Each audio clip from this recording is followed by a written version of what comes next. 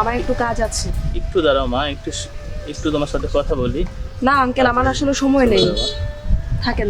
না মা মা মা একটু শোনো, একটু কথা বলি তোমার সাথে।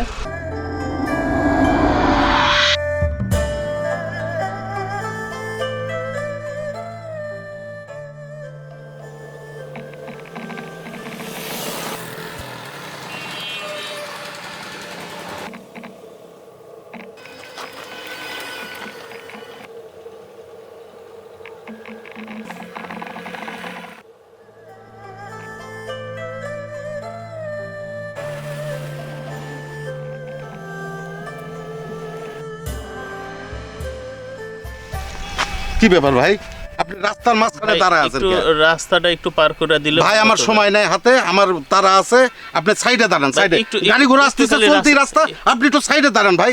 আমার রাস্তাটা পার আমি পারছি না ভাই, আমার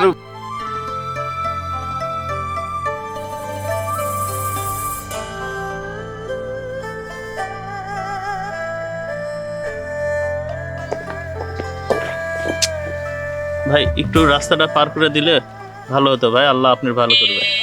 এদের আশায় আমাদের রাস্তা ঘাটে চলাফেরা করতে পারি না, কেন রাস্তা পার করে দেবে? এখন আমার অফিস টাইমে আপনি অন্য জায়গায় ভাই, দেখেন। আপনি একটু ভালো হতো ভাই। ভাই ভাই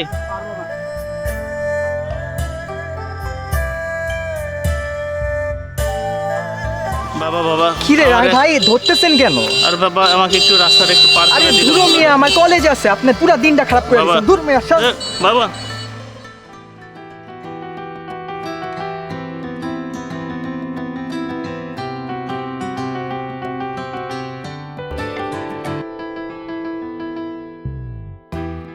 আঙ্কেল, জি মা। আপনার কি কোনো সমস্যা? মা আমি একটু রাস্তাটা একটু পার হতে চাচ্ছিলাম, একটু যদি রাস্তাটা পার করে দিতাম মা। কেন, আপনি কি চোখে দেখেন না? দেখি তো মা, এই রাস্তাঘাট পার হতে একটু সমস্যা হয়, তুমি যদি একটু দিতাম মা। আচ্ছা ঠিক আছে, গাড়ি আসতেছে, গাড়িটা যাক, আমি আপনাকে পার করে দিচ্ছি। আচ্ছা মা, আচ্ছা। আচ্ছা।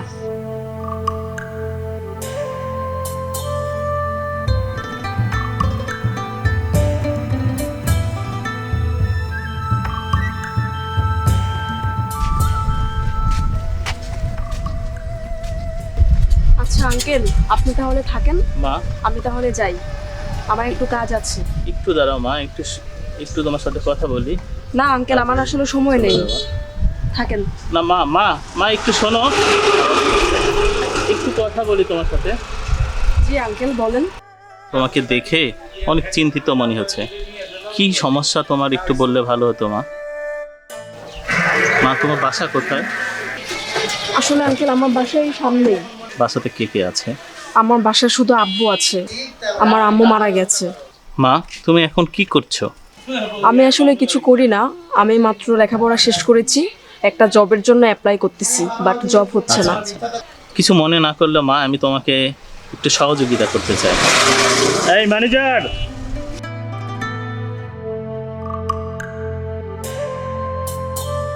মা কিছু মনে না করলে এখানে কিছু টাকা আছে, তোমার কাজে লাগবে, এটা একটু রেখে দিলে আমি খুশি হতাম। না আঙ্কেল, আমি এটা কিভাবে নিতে পারি? আমি আপনাকে চিনি না, জানি না, আর তাছাড়া আপনার সাথে আমার কোনো পরিচয়ও নেই, আমি কিভাবে নেব? এটা আপনার কাছেই রাখেন।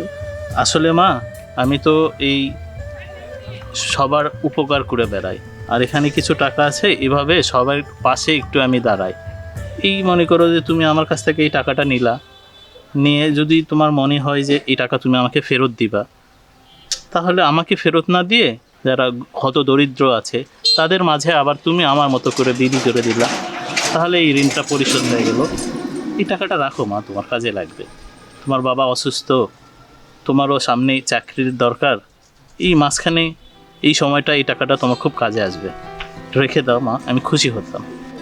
আচ্ছা ঠিক আছে আঙ্কেল, আপনি যেহেতু এত করে বলছেন, এটা আমি নিচ্ছি। আচ্ছা আসি।